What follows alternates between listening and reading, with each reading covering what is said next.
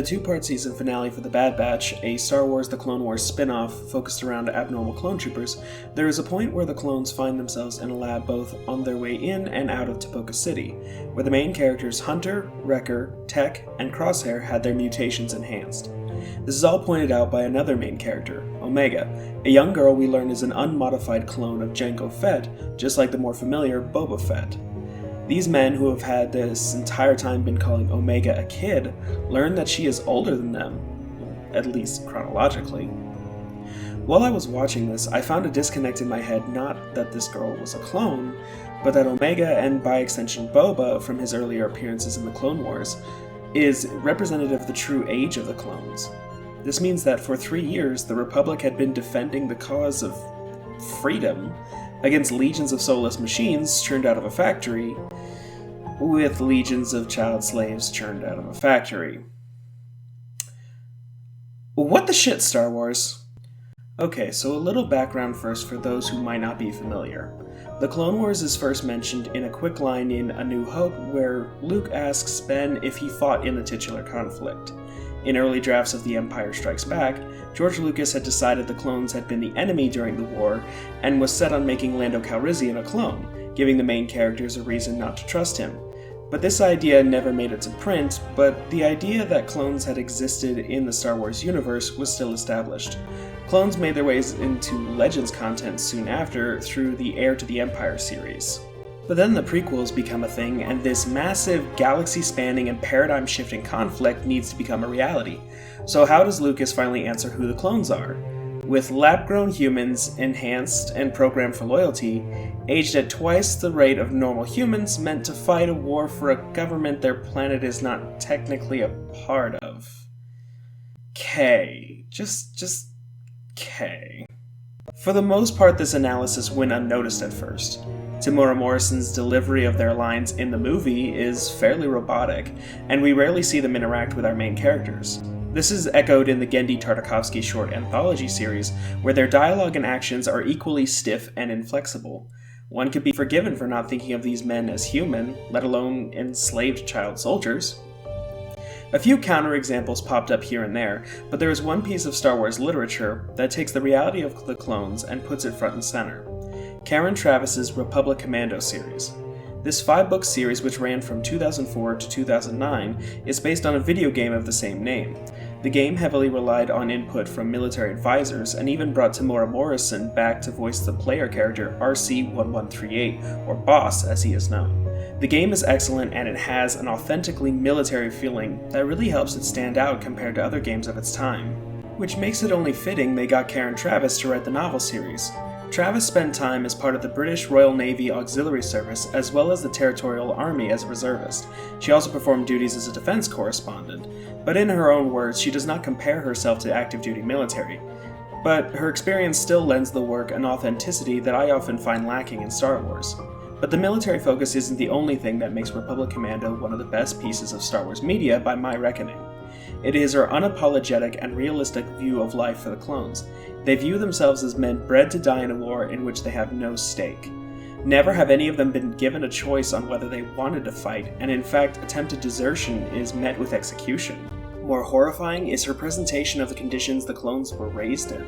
Placed in live fire exercises starting at age 2 chronologically, being viewed and treated as less than human by the Kaminoans, every part of their lives and diets regulated until the day they are dumped out onto the battlefield.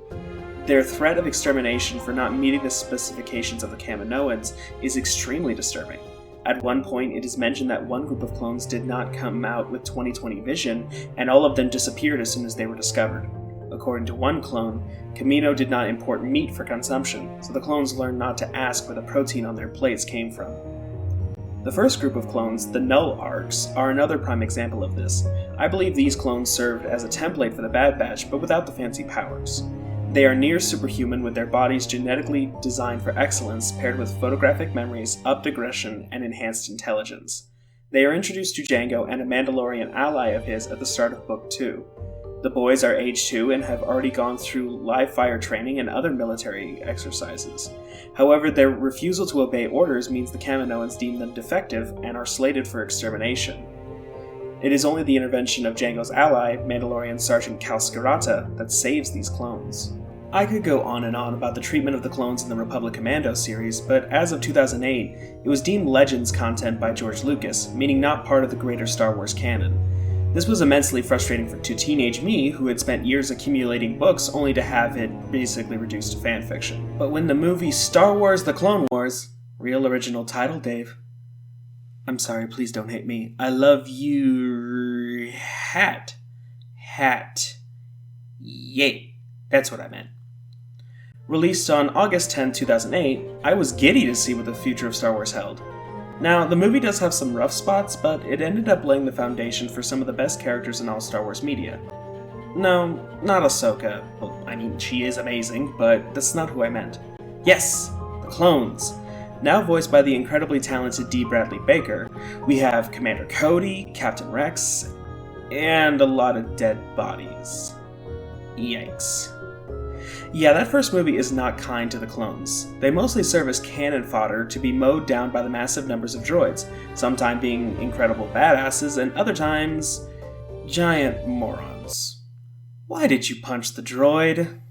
Either way, the clones suddenly have personality, more distinct looks, their own opinions. So, if you're a captain and I'm a Jedi, then technically I outrank you, right? In my book, experience outranks everything. It almost makes you forget these men are 10 years old and enslaved to fight a war in which they have no stake. Yeah, this is where we start to get into the weird, swirly past world building mixed with modern characterization. Again, it is established in Attack of the Clones that they grow at twice the rate of normal humans. Remember at the beginning how I showed you that Omega and Boba are the actual age of these men? Would you throw them into this?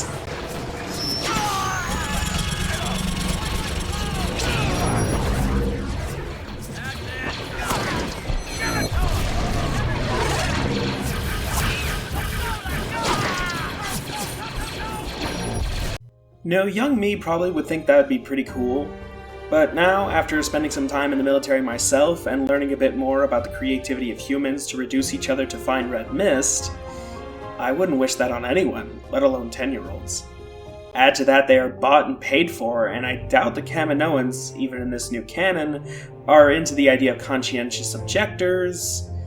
Yeah, these are slaves. The Grand Army of the Republic is an army of enslaved child soldiers. Yikes. Now, as I said earlier, when we could question exactly how human the clones are during the Attack of the Clones, it makes sense why this would fly past the radar. But with this reboot, suddenly the clones aren't robots, they're men with thoughts, feelings, and ideas. So does this new canon ever face the issue head-on? No, not really. Yeah, some lip service is paid every now and then by the Jedi that the clones are people, not products, and that they do in fact matter. Plo Koon is the most common face for this, with it being established that his clones call themselves Plo's Bros. And Ahsoka also becomes very close with her troops, especially Rex later on. But I stress this is the exception, not the rule. Some are almost cruelly indifferent, like Mace Windu, when his clone Commander Pons is executed on Hollow in front of him, or Kit Fisto, who leads clones through a maze of death after General Grievous, and doesn't bat an eye when they are picked off one by one. And he only shows emotion when his former Padawan is killed by the cyborg madman. And the worst by far, there's you. Pong Krell is a Jedi-turned traitor who spends his time pre-reveal trying to get as many clones killed as possible through poor tactical decisions, all the while demeaning and insulting them. But I will also stress that while this is on purpose, we see that on more than one occasion, Jedi and non-Jedi alike, they're leading numerous clones into deadly situations and never face any consequences when they were to come back with their numbers in tatters. Anakin and early Clone Wars Ahsoka are particularly guilty of this. The clones are not allowed to object or disobey orders and must instead walk straight into their deaths. They may be designed to be loyal, but they're not stupid. There's even an episode where the clones are forced to follow Jar Jar's command. Again, Jar Jar is given command of trained soldiers and they're not allowed to disobey him. Though I will point out that Commander Stone is clever and manages to work around the situation, but it's still asinine. And the weird part is Jar Jar actually shows decent common sense in this episode. It's a really weird disconnect. Most of the time, the clones are just the backdrop to whatever situation is going on, but there are 2 episodes where the Clone Wars television series decides to engage with the situation of the clones. Too bad they are 2 of the worst episodes in the entire run. The first episode comes from the Clone Wars first season episode, The Hidden Enemy. It is timed in the story as a direct prequel to the 2008 movie. Anakin and Obi-Wan and their respective clone leaders, Captain Rex and Commander Cody, are defending the planet Christophsis from a droid invasion. The episode opens with our heroes preparing an ambush for a column of droids from within 2 towers. But before they can spring the trap, the droids alter course and Obi's position is attacked. Anakin leads his troop across a zip line to the rescue, only getting a few of them killed in the process. But with everyone reunited, they lead their men to the roof for evac, but not before one of the clones manages to steal the head of a tactical droid. Side note, in Republic Commando, the Separatists used organic officers rather than droids, and I can't help but think about how much that one change would have affected this show's rating. When they get back to base, Rex and Cody plug in the droid head and learn that the enemy knew their exact positions. But how? Anakin and Obi-Wan decide to go behind enemy lines and find out, which feels weird, but it does get them out of the A-plot, so I don't really complain. After they leave, Rex and Cody discover the meeting room is bugged and that someone knows they are onto a leak. A suspicious figure in the hallway leads the 2 on a chase to the mess, but the only people inside are clones. This, of course, wildly upsets Rex and Cody. Well, no, they take it like a bitter pill and keep on pushing to keep the plot moving. After a bit more investigation, they narrow down the leak to a barracks of a squad led by Slick. Slick reacts to the news a bit more how one would expect. He's livid at the idea that one of his men could be a traitor. The squad walks in and we get to see some excellent examples of how men grown from the same mold can be wildly different. D. Bradley Baker really manages to find a way to differentiate the vocal performances as Rex and Cody question each of Slick's squad. Jester is a ball of nerves, Punch is slow and relaxed, Sketch is fast and detail-oriented, Gus is forthright and confident, all of them with solid alibis until we get to Chopper. Chopper is isolated from the rest, scarred, irritated, and when he faces the camera, one of his eyes is a faded gray, most likely a prosthetic. Much of his body language and dialogue gives us the impression of a man suffering from PTSD. When his alibi falls through, Chopper reveals that he's been taking battle droid fingers from battlefields and stringing them together as trophies. He says he feels he is owed something for what he has lost. The rest of the squad then piles on, calling him deficient. Not crazy, deficient, like you'd call a product. And beginning to accuse him of being the traitor. Slick comes to him, all but insinuating his guilt and promising him a fair trial when the Jedi get back. Chopper then lets loose on Slick, accusing the sergeant of being the traitor. It is when Slick deflects that Cody and Rex spring the reveal. No one but the 2 of them are supposed to know where the Jedi have gone. Slick, realizing he is caught, makes a break for it. During the ensuing chase, he manages to destroy almost all the military equipment the Republic has, creating the desperate scenario we see at the beginning of the 2008 movie. However, he doesn't escape in this chaos, choosing instead to hide inside the base. Rex and Cody figure this out and attempt to trap Slick. In the ensuing scuffle, Slick shares his frustration with the Republic and his fellow clones. He accuses them of blindly following orders and that he wants more. Rex and Cody assume it's money, but Slick claims it's freedom that truly matters to him. He is subdued, and as they lead him out, Anakin and Obi-Wan reappear. Where were they? Well, Slick informed Asajj Ventress of their plans, and she takes the opportunity to flirt with Obi-Wan. Like, a lot. And he reciprocates, and Anakin is just watching this whole thing like, I need an adult.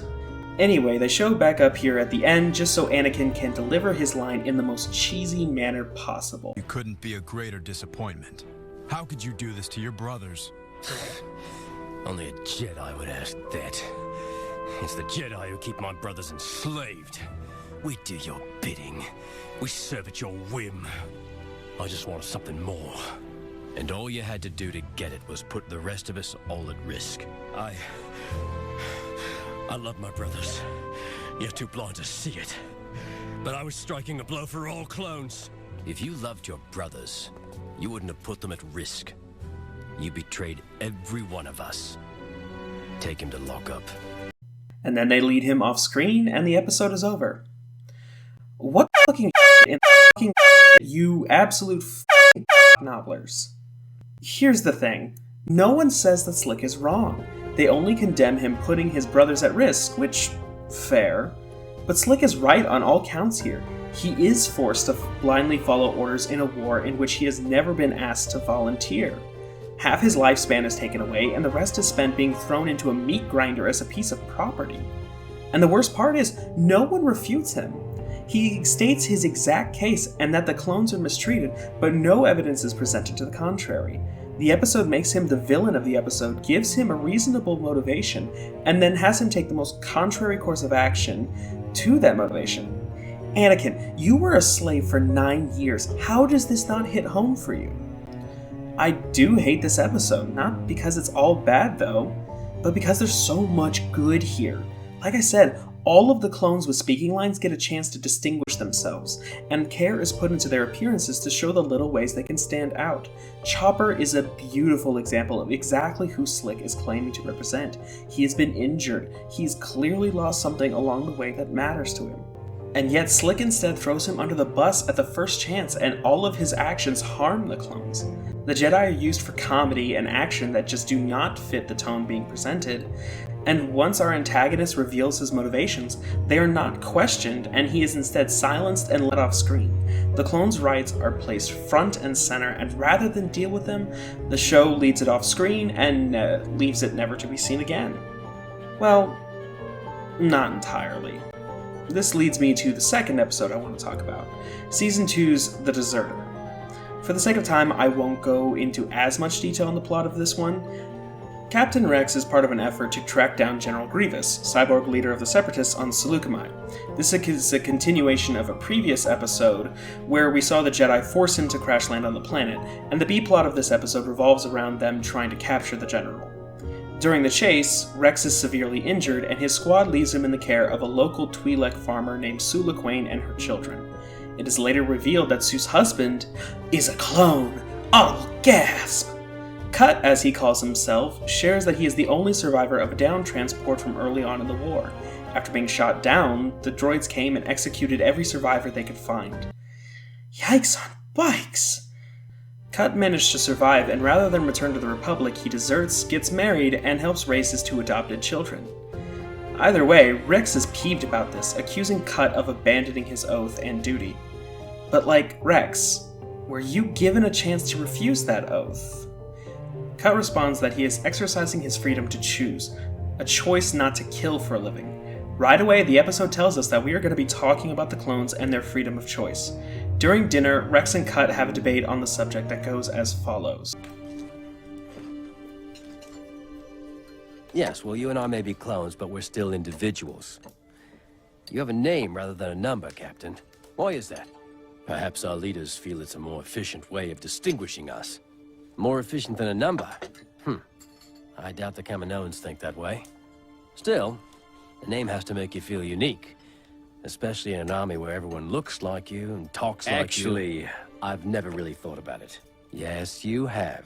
Well, how would you know? Because I am as close to you as any life form can be. I've seen how you look at my family, our home. Come on, Rex, admit it. You've thought about what your life could look like if you would also leave the army and choose the life you want. What if I am choosing the life I want? What if I'm staying in the army because it's meaningful to me? And how is it meaningful? Because I'm part of the most pivotal moment in the history of the Republic. If we fail, then our children and their children could be forced to live under an evil I can't well imagine. If you were to have children, of course, but that would be against the rules, wouldn't it? Isn't that what somebody programmed you to believe, Captain? No, Cut. It's simply what I believe. It doesn't matter if it's my children or other people's children. Does that meet with your approval? Perfectly. To each his own. That's what I always say. What does that mean, Daddy? It means you can do anything with your life that you want to. Okay. Let's take a second and break that down a bit, and learn about what is standard for these men. The Kaminoans do not care if they have names. We actually see in a Season 3 episode, Clone Cadets, that even their contracted training sergeants are dismissive of their names. There are other places in that episode where the Kaminoans talk of disposing of defective clones, or at least relegating them to manual labor, like Clone 99, a physically deformed clone's in charge of the facility's maintenance. So, life on the battlefield, life of slave labor, or death. Moving right along! We see that the clones wonder about their lot in life. Why are they denied regular lives or even something simple like a name?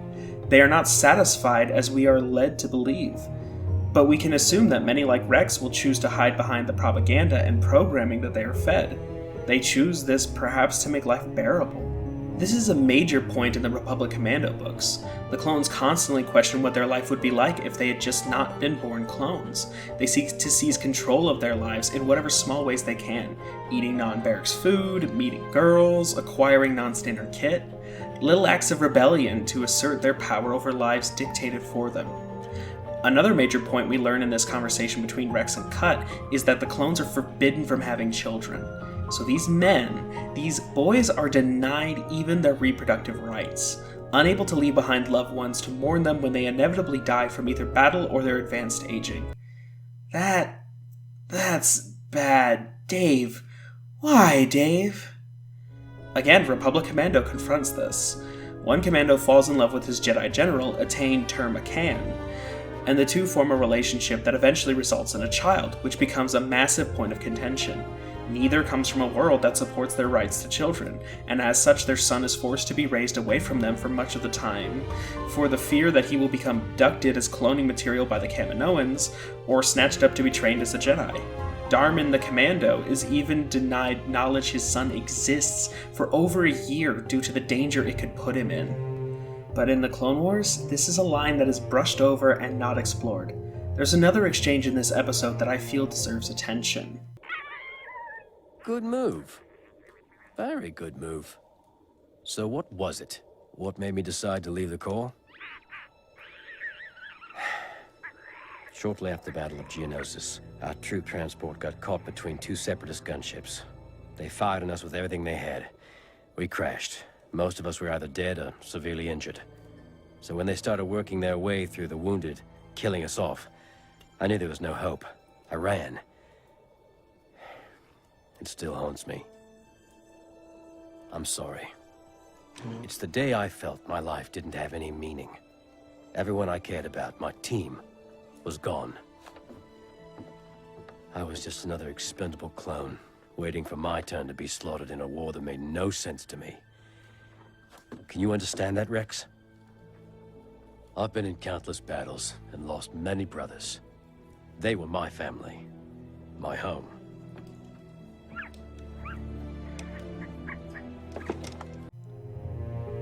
Rex does understand, but at the end of the episode, Rex returns to the Republic. The episode celebrates this with great fanfare, like it's some triumphant moment, that Rex is returned more sure of his place in the Republic. But the line he delivered above tells us the real reason he went back. His brothers are his home. It's the only place he feels he matters. But from later on content, we know he never forgets Cut. His first appearance in The Bad Batch Season 1 is him requesting their help in relocating Cut to a new home with a new identity. This conversation stayed top of mind for him. This episode fails in much the same way that The Hidden Enemy does. It states front and center that the clones are poorly treated and have no agency in their lives.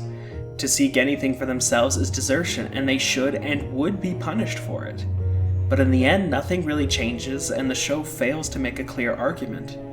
I would also point out that this episode tries to inject comedy into its B-plot with Grievous dealing with his droids running out of power, and it just doesn't work.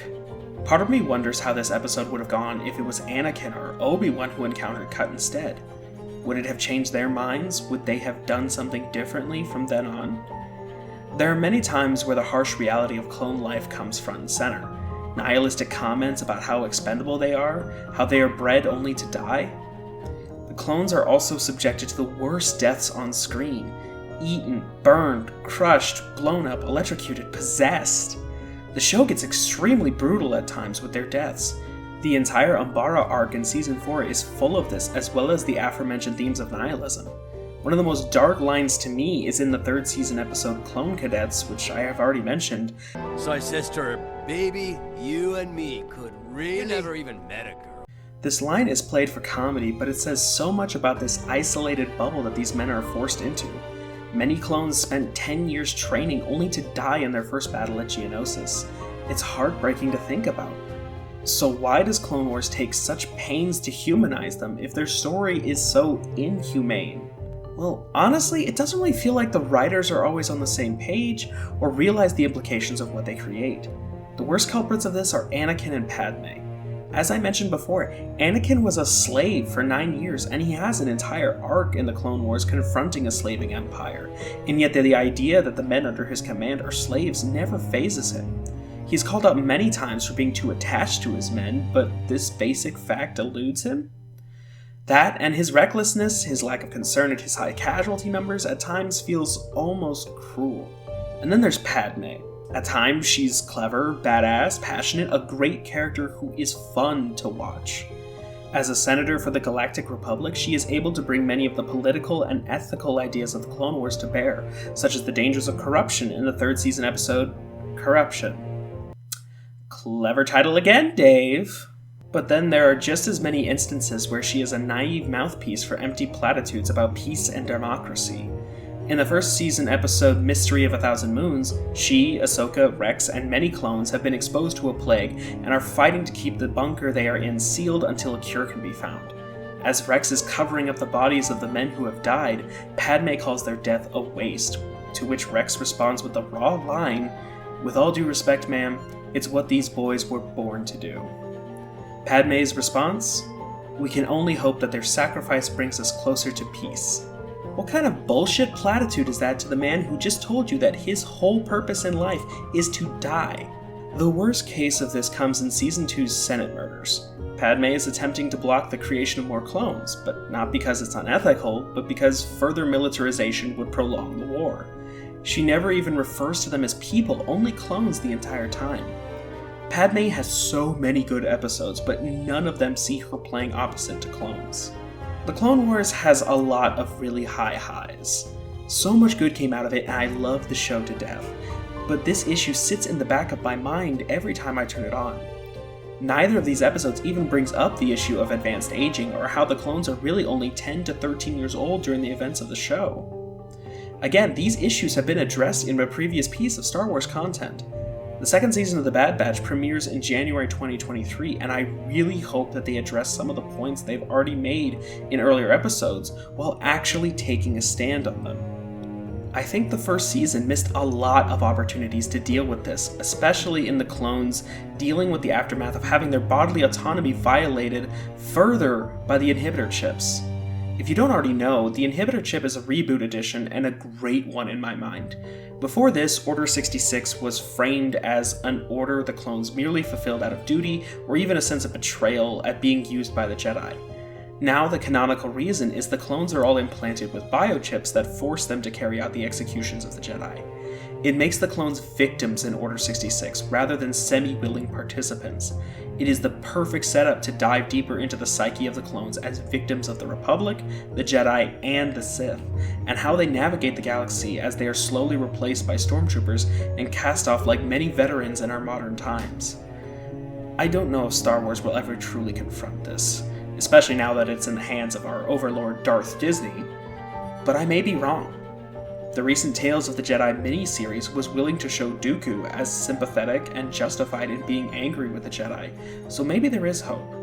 I could literally talk for hours probably about this subject, and there's so much material that I haven't talked about. Again, if you are interested in learning more about this issue and how it's presented in other pieces of Star Wars media, read Karen Travis's Republic Commando series. It is so good. But again, there's plenty more I'd like to say, but I think I'll save it for another time. So that's all for now, and I hope you enjoyed my first attempt at making a video essay. Hopefully I'll make more of these in the future, and I'll see some of you there. Later.